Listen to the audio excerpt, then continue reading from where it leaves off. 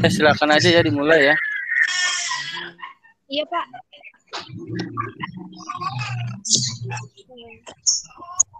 Baik, semuanya kita mulai. Sebelumnya, Assalamualaikum warahmatullahi wabarakatuh. Waalaikumsalam. Kami dari kelas 1, nama saya Agnes Kamalia.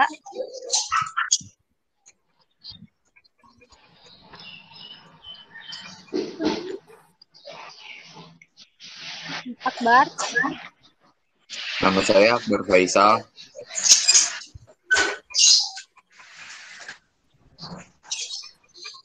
Andi Rama.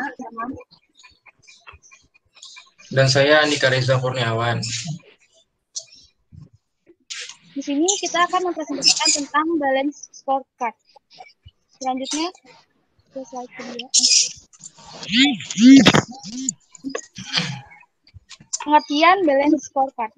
Balance scorecard merupakan sebuah sistem manajemen untuk mengukur kinerja perusahaan secara lebih komprehensif. Balance scorecard diciptakan untuk mengatasi problem tentang kelemahan sistem pengukuran kinerja eksekutif yang hanya berfokus pada perspektif keuangan saja dan cenderung mengabaikan perspektif non keuangan. Selanjutnya,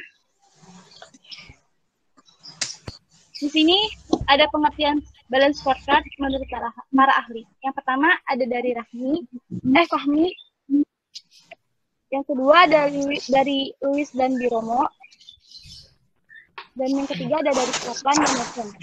Menurut Fahmi, tahun 2013 dalam halaman 209, balance scorecard merupakan suatu konsep yang bertujuan untuk mendukung perwujudan visi, misi, dan strategi perusahaan dengan menekankan pada 4 kajian, yaitu perspektif keuangan, pelanggan, bisnis internal, serta pembelajaran dan pertumbuhan dengan target bersifat jangka panjang. Yang kedua, menurut Luis dan Biromo tahun 2007 dalam halaman 19. Di situ, balance scorecard adalah suatu alat manajemen kinerja yang dapat membantu organisasi untuk menerjemahkan visi dan strategi ke dalam aksi dengan memanfaatkan sekumpulan indikator finansial dan finansial yang kesemuanya terjalin dalam suatu hubungan sebab akibat. Dan yang ketiga, menurut Kaplan dan Norton tahun 1997 halaman 7, balance scorecard adalah metode alternatif yang digunakan perusahaan untuk mengukur kinerja perusahaan secara lebih komprehensif, tidak hanya terbatas pada kinerja keuangan, namun meluas ke kinerja non seperti perspektif pelanggan, perspektif bisnis internal, serta pembelajaran dan pertumbuhan. Selanjutnya akan dijelaskan oleh Akbar Faisal.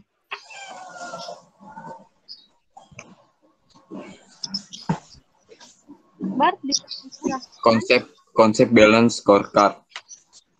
Konsep balance scorecard merupakan pendekatan baru dalam bidang manajemen. Balance scorecard adalah sebuah perencanaan strategis dan sistem manajemen yang digunakan secara luas baik dalam organisasi yang berorientasi laba maupun dalam organisasi nirlaba di seluruh dunia. Dalam kegiatan-kegiatan usaha untuk menyelaraskan visi dan strategi organisasi, meningkatkan komunikasi internal dan eksternal, dan mengawasi kinerja organisasi sesuai dengan tujuan strategi perusahaan. 4. Perspektif balance scorecard. Perspektif keuangan, perspektif pelanggan, perspektif bisnis internal, perspektif pertumbuhan dan pembelajaran. Perspektif keuangan untuk memberikan kinerja yang baik dan aspek keuangan para stakeholder. Perspektif pelanggan untuk mengetahui bagaimana pelanggan menilai. Perspektif bisnis internal untuk mengetahui keunggulan yang dimiliki. Perspektif pertumbuhan dan pembelajaran untuk mengetahui bagaimana melakukan perbaikan dan penyempurnaan. Perspektif keuangan. Dalam balance scorecard finansial perspektif merupakan hal yang penting dalam perspektif ini. Akan memudahkan pengukuran finansial dan memberikan ringkasan konsekuensi dan tindakan ekonomis yang sudah diambil oleh perusahaan. Ukuran kinerja finansial memberikan petunjuk apakah strategi perusahaan, implementasi, dan pelaksanaannya memberikan kontribusi atau tidak pada peningkatan laba perusahaan. Ada 3 tolak ukur dalam perspektif keuangan, yaitu 1. Pertumbuhan dari pertambahan yang didapatkan selama proses bisnis berlangsung. 2. Penurunan aset ke arah yang optimal dan memaksimalkan strategi investasi. 3. Penurunan biaya dan peningkatan produktivitas kerja.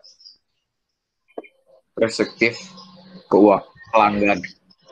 Customer perspektif berkaitan erat dengan cara perusahaan melayani pelanggan. Dalam hal ini, setiap pelanggan harus diperlakukan dengan layak sehingga pelanggan mendapat rasa puas atau pelayanan yang diberikan oleh perusahaan. Adanya pelayanan yang baik akan mendukung peningkatan loyalitas konsumen kepada perusahaan. Sebaiknya jika perusahaan memberikan pelayanan yang buruk, pasti konsumen mencari perusahaan lain yang memiliki sistem atau pelayanan yang lebih baik. Untuk yang dapat diterapkan perusahaan dalam perspektif pelanggan adalah 1. Seberapa besar omset penjualan. 2. Tingkat keuntungan yang didapatkan perusahaan. 3. Berapa banyak pelanggan yang didapatkan. 4. Presentasi loyalitas pelanggan terhadap produk. 5. Tingkat kepuasan pelanggan. 6. Kebutuhan pelanggan. Selanjutnya akan dijelaskan oleh Andika Reza Kurniawan. Baik, selanjutnya ada perspektif bisnis internal. Internal proses perspektif ini melakukan penilaian seberapa besar ukuran dan sinergi dari setiap unit kerja. Jadi penilaian fokus kepada internal perusahaan. Untuk mengukur poin ini, pemimpin perusahaan harus rutin mengamati bagaimana kondisi internal dalam perusahaan. Kemampuan dan keahlian yang dimiliki setiap karyawan akan menghasilkan proses bisnis internal yang bagus. Selain bertambahnya jumlah konsumen, omset dan keuntungan yang didapat perusahaan juga akan bertambah. Ada 3 hal yang perlu diperhatikan dalam perspektif proses bisnis internal. Antara lain, yang pertama, proses inovasi berkaitan dengan ide-ide terhadap produksi barang. Yang kedua, proses operasi berkaitan dengan aktivitas dan rutinitas sehari-hari yang dilakukan bagian internal. Yang ketiga, proses pasca penjualan berkaitan dengan metode pemasaran yang tepat untuk meningkatkan omset penjualan. Selanjutnya, ada perspektif pertumbuhan dan pembelajaran. Dalam perspektif ini, karyawan menjadi aset berharga perusahaan yang harus dijaga. Tanpa adanya karyawan, proses pertumbuhan dan perkembangan perusahaan akan menghadapi banyak kendala. Selain itu, karyawan juga menjadi faktor pendukung dalam perspektif keuangan dan pelanggan. Di sisi lain, perusahaan juga perlu memperhatikan sistem dan prosedur kerja yang seperti apa yang perlu diterapkan dalam internal perusahaan. Ada baiknya jika semua elemen terkontrol dan terkoordinasi dengan baik sehingga timbul keselarasan selama bisnis berlangsung. Ada 3 hal yang dijadikan tolak ukur dalam perspektif ini. Antara lain, yang pertama, kapabilitas dan kemampuan karyawan. Yang kedua, kemampuan mengelola sistem informasi. Yang ketiga, motivasi, dorongan, dan garis tanggung jawab. Selanjutnya, ada keunggulan balance scorecard. Dalam perkembangannya BSC atau balance scorecard telah banyak membantu perusahaan untuk sukses mencapai tujuannya. BSC memiliki beberapa keunggulan yang tidak dimiliki sistem strategi manajemen tradisional. Strategi manajemen tradisional hanya mengukur kinerja organisasi dari sisi keuangan saja dan lebih menitik beratkan pengukuran pada hal-hal yang bersifat tangible. Namun perkembangan bisnis menuntut untuk mengubah pandangan bahwa hal-hal intangible juga berperan dalam kemajuan organisasi. Selanjutnya, ada keunggulan balance scorecard. Yang pertama, balance scorecard menjawab kebutuhan tersebut melalui sistem manajemen strategi kontemporer. yang terdiri dari 4 perspektif, yaitu keuangan, pelanggan, proses bisnis internal, serta pembelajaran dan pertumbuhan. Yang kedua, dalam perencanaan strategis, pendekatan BC mampu menghasilkan rencana strategis yang memiliki karakteristik sebagai berikut. Yang pertama, komprehensif. Balanced scorecard memperluas perspektif yang dicakup dalam perencanaan strategi, yaitu dari yang sebelumnya hanya terbatas pada perspektif keuangan, meluas ketiga perspektif yang lain seperti pelanggan, proses, serta pembelajaran dan pertumbuhan.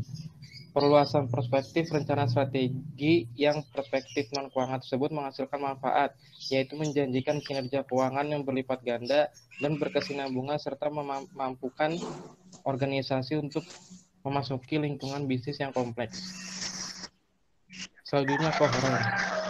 Balanced scorecard mewajibkan personel untuk membangun hubungan sebab akibat atau causal relationship di antara berbagai sasaran strategi yang dihasilkan dalam perencanaan strategi. Setiap sasaran strategi yang ditetapkan dalam perspektif non-keuangan harus mempunyai hubungan kausal dengan sasaran keuangan, baik secara langsung maupun tidak langsung. Kekoheran antara strategi dan sasarannya di berbagai perspektif akan mampu memperbaiki kinerja keuangan yang sangat dibutuhkan oleh perusahaan yang berada atau yang akan memasuki iklim yang turbulen. Selanjutnya, seimbang. Keseimbangan sasaran strategi yang dihasilkan oleh sistem perencanaan strategi penting untuk menghasilkan kinerja keuangan yang berkesinambungan. Selanjutnya, terukur. Terukuran sasaran strategi yang dihasilkan oleh sistem perencanaan strategi menjanjikan ketercapaian berbagai sasaran strategi yang dihasilkan oleh sistem tersebut. Balanced scorecard mengukur sasaran-sasaran strategi yang sulit untuk diukur. Selanjutnya, ada kelemahan balanced scorecard. Menurut Anthony dan Govindarajan tahun 2005 halaman 180, balanced scorecard sebagai sistem pengukuran kinerja perusahaan mempunyai beberapa kelemahan. Di antaranya yang pertama, korelasi yang buruk antara ukuran perspektif non-finansial dan hasilnya. Tidak ada jaminan bahwa keuntungan masa depan akan mengikuti pencapaian target dalam perspektif non-finansial. Mungkin ini adalah masalah terbesar dalam balanced scorecard karena terdapat asumsi bahwa keuntungan masa depan tidak mengikuti atau berkaitan dengan pencapaian tujuan non-finansial. Yang kedua, terpaku pada hasil keuangan. Manajer adalah yang paling bertanggung jawab terhadap kinerja keuangan. Hal ini menyebabkan manajer lebih peduli terhadap aspek finansial dibanding aspek lainnya. Yang ketiga, tidak ada mekanisme perbaikan. Banyak perusahaan dalam memperbesar tujuan mereka tidak memiliki alat untuk meningkatkannya. Ini adalah salah satu kelemahan balanced scorecard. Tanpa metode untuk peningkatan tidak disukai untuk terjadi meskipun sebaik apapun tujuan tersebut. Yang keempat, ukuran-ukuran tidak diperbarui. Banyak perusahaan tidak memiliki mekanisme formal yang mengupdate ukuran untuk mencocokkan dengan perubahan strategi. Hasilnya, perubahan masih menggunakan ukuran yang berbasis strategi lama. Yang kelima, terlalu banyak pengukuran. Tidak ada jawaban untuk pertanyaan seberapa kritis ukuran yang seseorang manajer dapat ukur pada saat bersamaan tanpa kehilangan fokus. Jika terlalu sedikit manajer akan mengabaikan ukuran yang sangat penting dalam mencapai sukses. Bila terlalu banyak akan menimbulkan risiko manajer bisa kehilangan fokus dan mencoba untuk melakukan terlalu banyak dalam waktu bersamaan. Yang terakhir, kesulitan dalam menetapkan trade-off. Beberapa perusahaan mengkombinasikan ukuran non-finansial dengan finansial dalam satu laporan dan memberikan bobot pada masing-masing ukuran. Tapi balanced scorecard tidak menampilkan bobot yang jelas pada masing-masing ukuran. Tidak adanya bobot tersebut menjadi sangat sulit untuk menggabungkan aspek finansial dan finansial. Selanjutnya, untuk hambatan implementasi balanced scorecard akan dijelaskan oleh Andi Rama.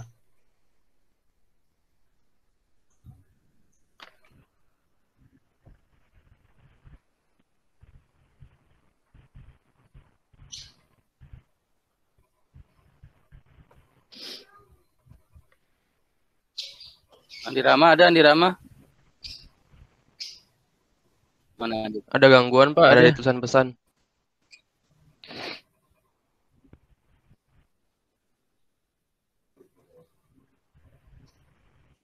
Coba diganti ya sama yang lain ya.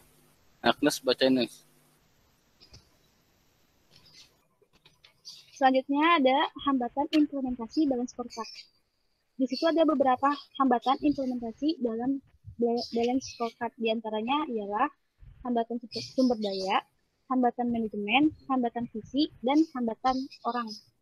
Selanjutnya. Nah, di sini ada hambatan sumber daya waktu, energi, dan budget atau money. Organisasi tidak dialokasikan pada hal-hal yang penting dan strategis bagi organisasi. Sebagai misal, anggaran tidak dikaitkan dengan strategi organisasi sehingga biaya tidak nendang langsung pada visi misi, akhirnya menghasilkan pemborosan sumber daya. Yang kedua, ada hambatan manajemen. Hambatan yang membuat BSC gagal juga berasal dari manajemen itu sendiri, karena terlalu sedikit menghabiskan waktu untuk membahas strategi organisasi dan terlalu banyak menghabiskan waktu pada pembuatan keputusan yang sifatnya taktis jangka pendek. Selanjutnya, ada hambatan visi. Dalam prakteknya, tidak banyak orang dalam organisasi yang memahami atau mengerti visi dan strategi dari organisasi mereka. Yang terakhir ada hambatan orang. Di sini hambatannya itu karena banyak orang dalam organisasi memiliki tujuan kegiatan yang tidak terkait dengan strategi organisasi dan sebagian lainnya tidak sangat termotivasi untuk mencapai tujuan terkait dengan strategi. Selanjutnya ada kegagalan balance scorecard. Saat ini muncul klaim dari berbagai pihak tentang kegagalan BSC di beberapa perusahaan. Muncul keluhan bahwa setelah menerapkan BSC, perusahaan masih harus menggunakan sistem pengukuran kinerja konvensional karena BSC ternyata tidak mampu mempresentasikan atau memenuhi kebutuhan manajemen dan pihak ketiga terkait atas sistem penilaian evaluasi kinerja. Selanjutnya ada berikutnya. Di sini ada daftar klaim kegagalan penerapan BSC. Yang pertama, laporan harus disajikan secara manual karena tidak didukung software yang ideal. Jika memakai software yang tersedia, hasilnya tidak valid dan tidak sesuai kebutuhan. Yang kedua, setelah ada BSC, sistem evaluasi kinerja yang lama tetap diperlukan karena tidak dapat diwakili oleh BSC. Yang ketiga, tidak dapat memberikan warning atau suatu potensi masalah. Nah, mengapa hal tersebut bisa terjadi? Ada beberapa hal yang menyebabkan kegagalan implementasi BSC. Yang pertama itu, BSC hanya dilihat sebagai sebuah konsep dari sudut pandang keilmuan tertentu saja. Tidak dilihat sebagai konsep yang terintegrasi dan multidisipliner. Yang kedua, dalam proses pengembangan, para developer tidak menjadikan sistem evaluasi kinerja yang sudah ada dan sudah diterapkan perusahaan sebagai acuan dasar mengembangkan BSC. Yang terakhir, tidak adanya riset literatur dari laporan atau sistem dan prosedur terkait, serta proses brainstorming yang komprehensif dengan user terkait dalam tahap penentuan model BSC yang sesuai. Sekian presentasi dari kelompok 1. Terima kasih. Ada yang ingin bertanya? Silakan yang mau bertanya ya, saya kasih waktu.